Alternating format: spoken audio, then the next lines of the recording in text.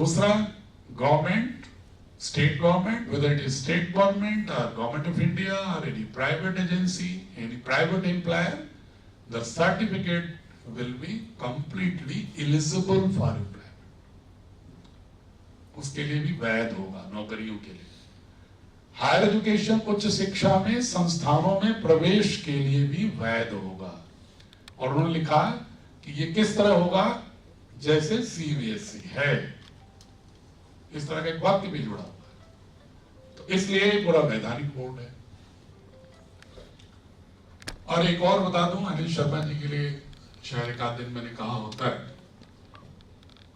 अगर मैं ये कहूं कि भारत सरकार ने स्वयं कोई बोर्ड कौन सा बनाया, नेशनल स्कूल एजुकेशन बोर्ड, तो CBSE नहीं है। CBSE गोद लिया हुआ बच्चा है,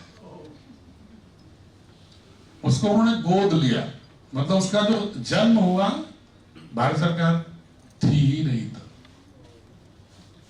वो पैदा तो हुआ था परतंत्रता के कालखंड में।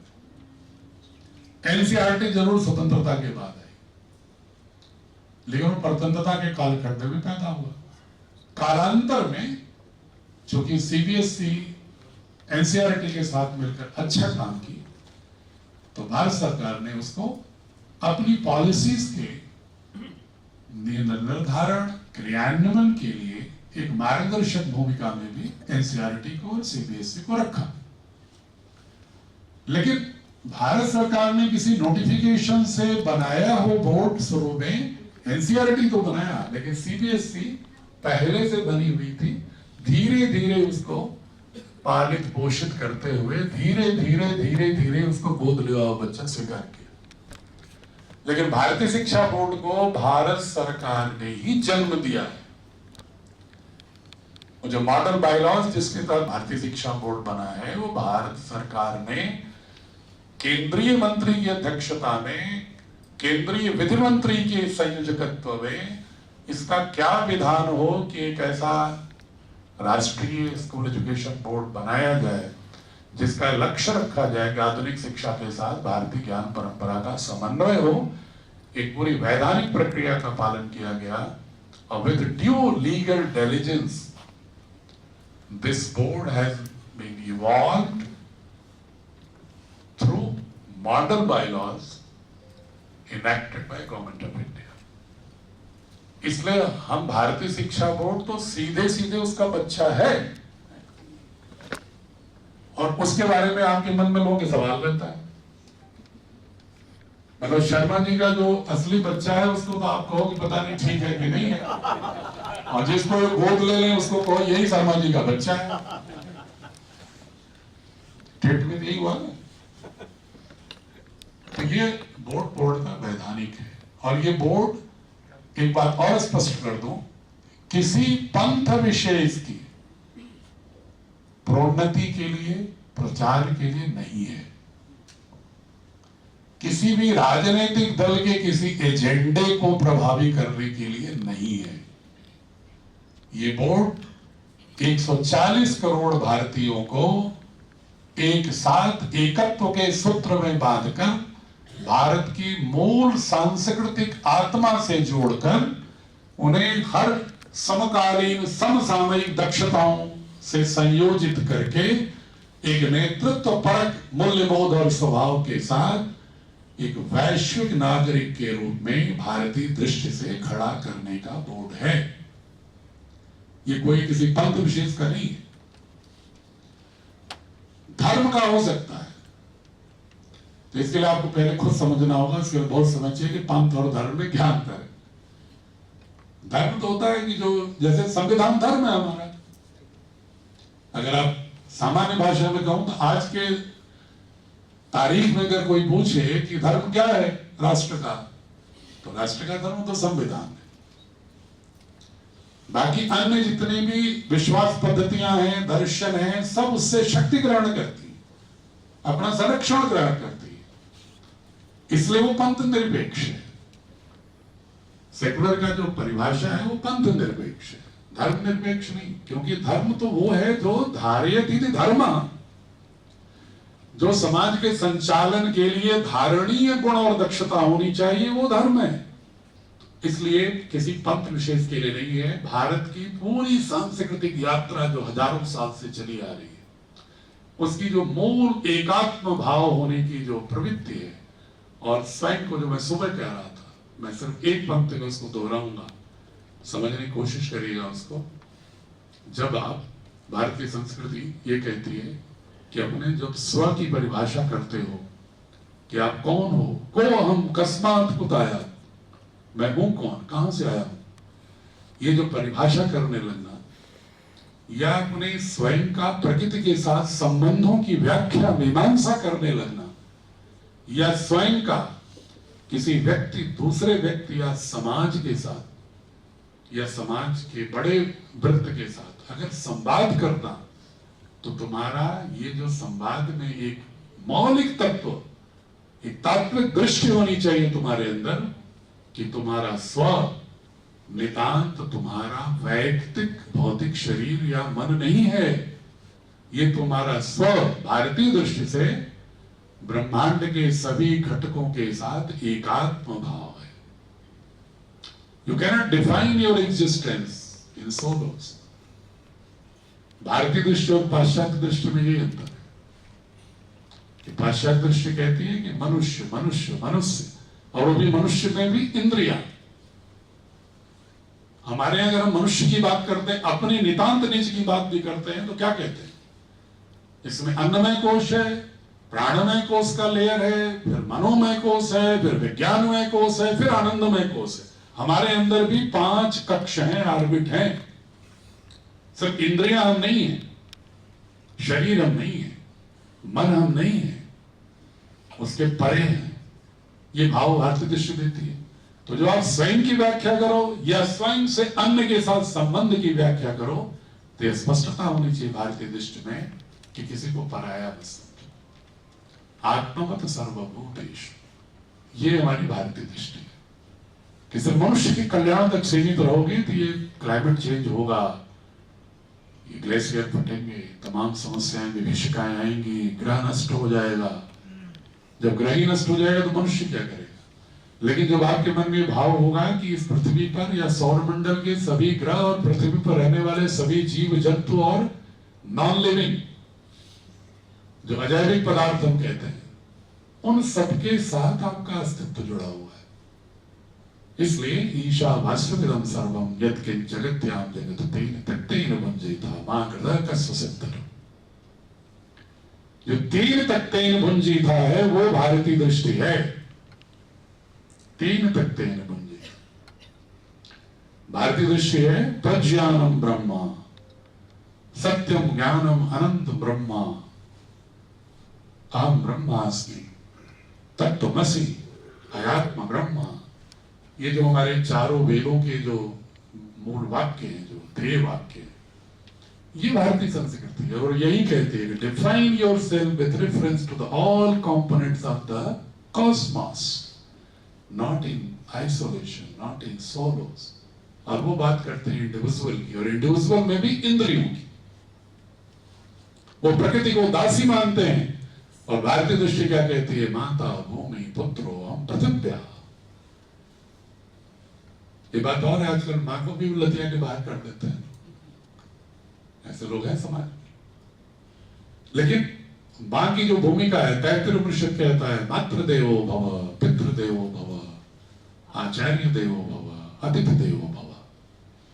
तो ये व्याख्या तो बहुत लंबी चौड़ी, 3-4 वाक्य मैंने इसलिए बताया कि भारतीय दृष्टि और पाश्चात्य लोग कहेंगे भारतीय दृष्टि क्या है, क्या पढ़ाना है, तो आपकी शिक्षा को मालूम होना चाहिए आपको कि पाश्चात्य दृष्टि कहती है प्रकृति दासी है, भारतीय दृष्टि कहती है प्रकृति मां है। पाश्चात्य दृष्टि कहती है स्वतंत्रता, समानता, भ्रातृत्व, सिर्फ मनुष्यों के बीच की बात करती है। और भारतीय दृष्टि समानता, स्वतंत्रता, भ्रातृत्व की बात समग्रता में करती है, सिर्फ वैयक्तिक संदर्भ में नहीं करती। और उस समग्रता में पूरी प्रकृति के सब घटक भी सम्मिलित हैं, मात्र समाज के ही आयाम नहीं। ये दृष्टि का अंतर है। और भारतीय दृष्टि ये भी कहती है, जो शुरू में मैंने कहा, कि शौर्य और करुणा में एक संतुलन होना चाहिए। यही योग है, यही योग है कि हमें प्रकृति के सभी घटकों के साथ भी संयोजकत्व का अनुभव हो, अनुभूति हो एकत्व का। हमें समाज के दूसरे घटकों के साथ भी अनुभूति हो एकत्व का, प्रकृति के साथ, समाज के साथ। लेकिन अगर मेरे अस्तित्व पर कोई मूलभूत संकट आ रहा है तो उसके समाधान का भी शौर्य हमारे पास होना चाहिए। ये भारतीय दृष्टि है। हम आक्रमण नहीं करते, लेकिन हम अपने संरक्षण में, अपनी सुरक्षा में, अपनी संप्रभुता के लिए दूसरे की भी आंखें निकालने का साहस रख सकते हैं। ये भारतीय दृष्टि है। क्योंकि वेदों ने कहा था, अहम इंद्रोणा पराजिज्ञ, मात्र हिंसा की बात नहीं की। एक और कहा, हिंसा परमो धर्म। इसका अर्थ हुआ कि हमारी मूलभूत धारणा हिंसा है, अहिंसा है। हम किसी में हिंसा नहीं करेंगे। हम अपने लोभ के लिए, अपने हित के लिए किसी को आक्रमण नहीं करेंगे, किसी को शाब्दिक भी अपमान नहीं करेंगे। अहिंसा सिर्फ मारकाट से नहीं होती। अगर हमने किसी बहू बेटी को अगर कोई अपमानजनक शब्द कह दिया तो बहुत बड़ी हिंसा है।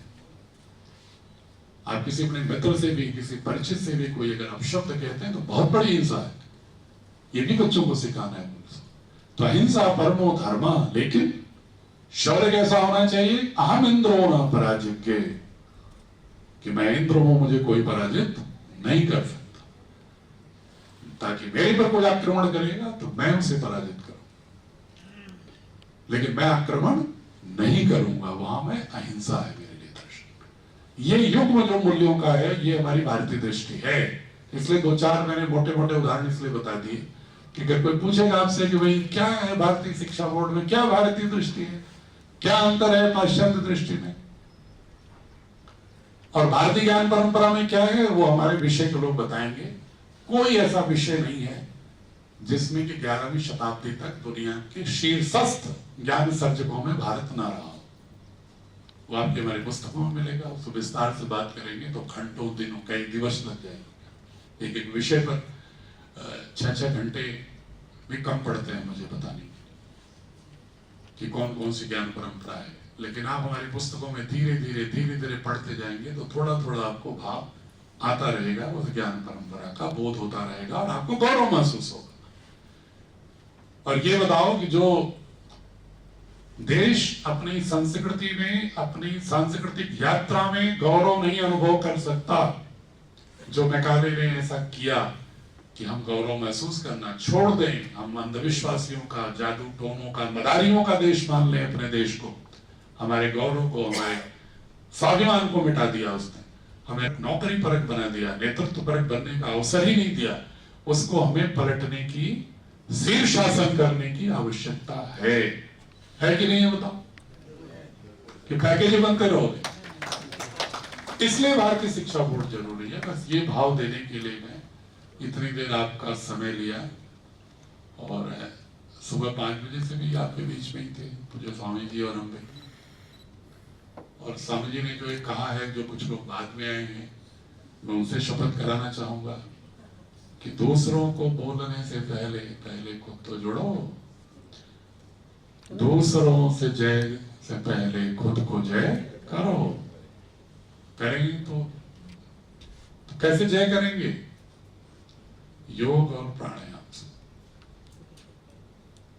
योग प्राणायाम जो नहीं करेगा वो रोगी होगा, ये मान के चलो। कोई निजी उदाहरण देना मैं बहुत ही परहेज करता हूँ, अस्वाभाविक मानता हूँ। लेकिन ओम भाई, मैं 65 वर्ष का हो गया, लेकिन मैं अपने को कहता हूँ कि मैं भी 35 वर्ष का हूँ। क्यों कहता हूँ? ये नहीं कि मतलब दो पक्ष हो सकते हैं। एक तो भाई बायोलॉजिकल एनर्जी है उतनी, वो अलग बात है, लेकिन वो विषय नहीं। मैं इसलिए 35 वर्ष कहता हूँ कि अतीत के कब्रिस्तान में क्यों उलझे हो? तुम्हारे पास ये मानो कि हम जीवेम शरदा सतम, कि 100 साल तो कम से कम जीना है मुझे, तो 65 का हो गया तो अभी 35 बचा है ना, तो ये 35 मेरी उम्र है। अभी हमको इस 35 वर्ष ही मेरे पास है राष्ट्र के लिए और देश के लिए, समाज के लिए कुछ करने के लिए, तो उसको गिनो ना। उस अतीत के कब्रिस्तान में उलझे हुए उसी में तीर मारते फिरते हो कि मैंने उसको ये कर दिया, मैंने उसको ये कर दिया, उसने मुझसे ये बोला तो मैंने उसको ये जवाब दे दिया।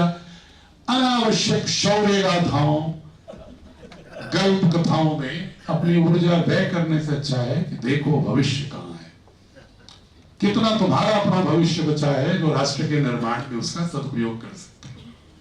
और उसके लिए बहुत बड़ी आवश्यकता है आपको योग प्राणायाम से जुड़ने की। आप योग प्राणायाम से मैं जुड़ा ओम भाई, पूज्य स्वामी जी ने, मैं सौभाग्यशाली हूं कि जो मेरे ड्राइंग रूम में बैठ करके मुझे 96 में स्वामी जी अकेले और मैं अकेला, मुझे 10 दिन आकर के सुबह सुबह 5 से 6 मुझे योग सिखाए थे पूज्य स्वामी रामदेव।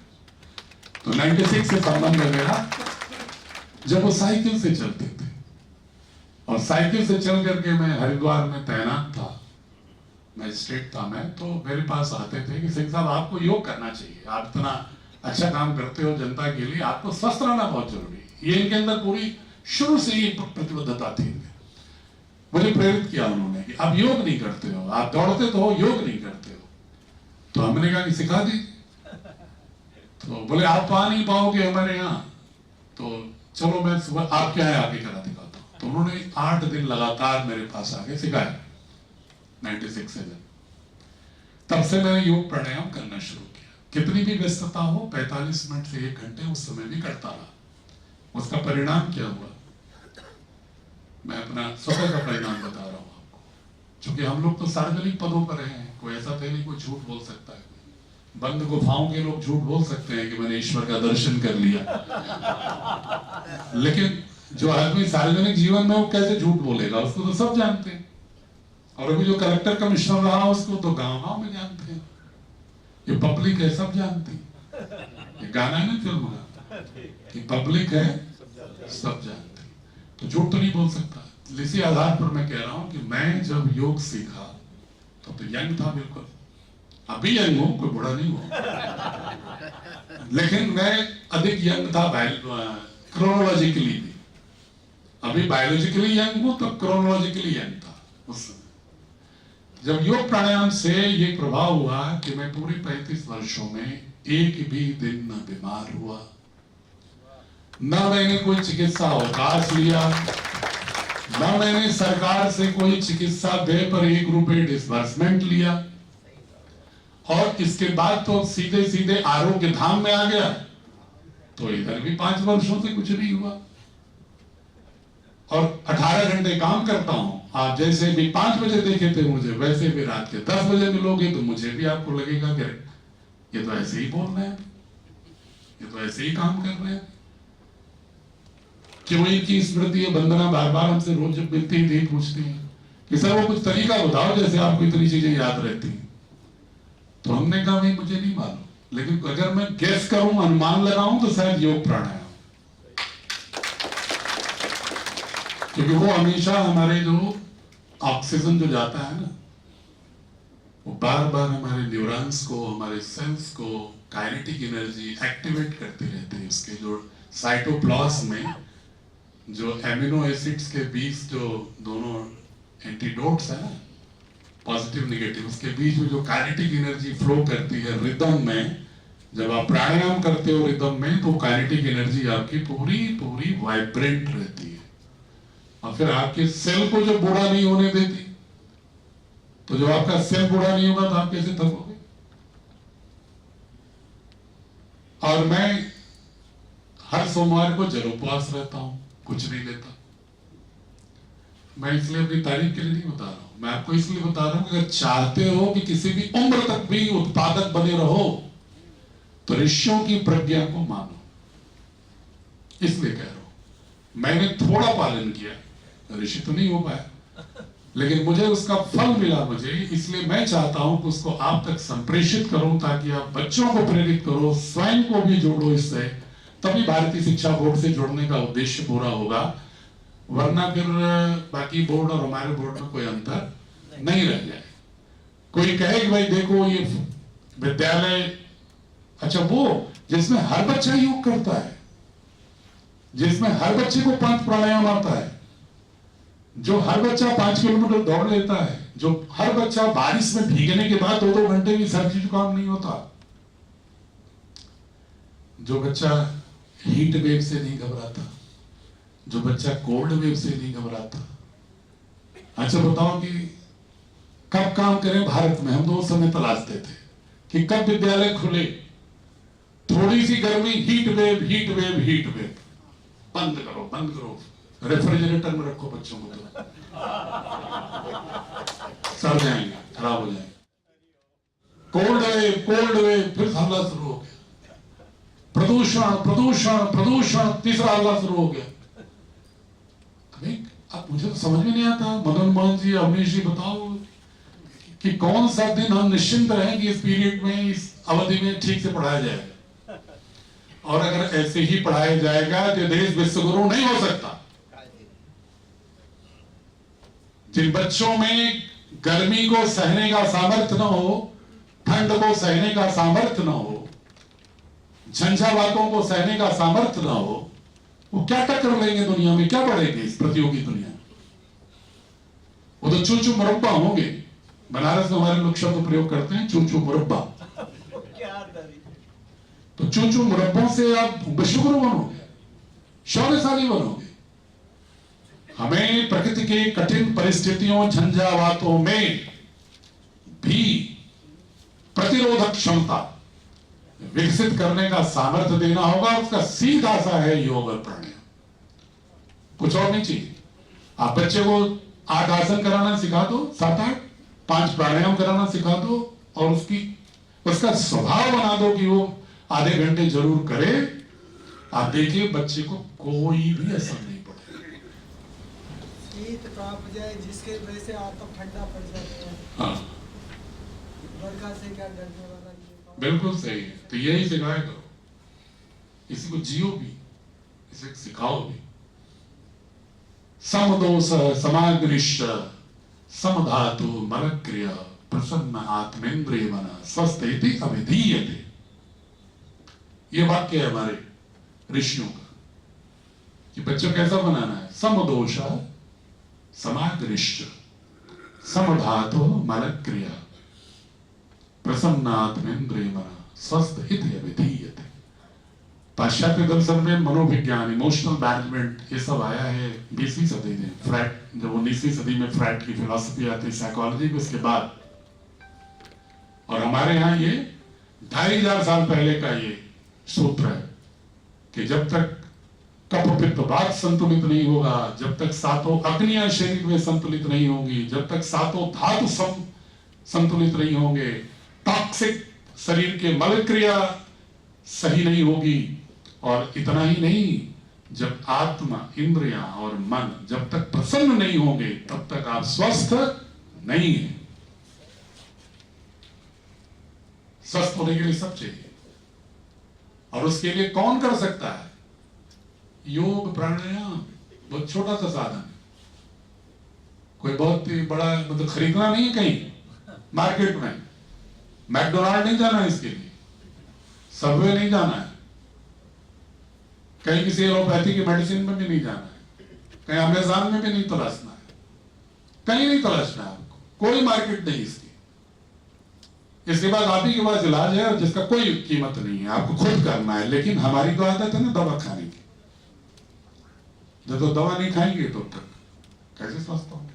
तो बच्चे को मैं बार बार इसलिए बल दे रहा हूं अनिल भाई कि इनको हमेशा ये संदेश दीजिए कि किसी भी राष्ट्र के लिए जैसे मां का सशक्त होना आवश्यक है, उसे शिशु का भी सर्वांगीण रूप से सशक्त होगा, तभी वो आविष्कारक होगा, तभी वो नेतृत्व पर दक्षता होगी, और तभी पूरा राष्ट्र एक अभ्युदय निश्चय के साथ खड़ा होगा, और तभी हम विश्वगुरु बनेंगे। वरना नहीं कह सकते, क्या नहीं कह सकते, जो भी कहलाने जा रहे हैं। भारत माता की जय। धन्यवाद।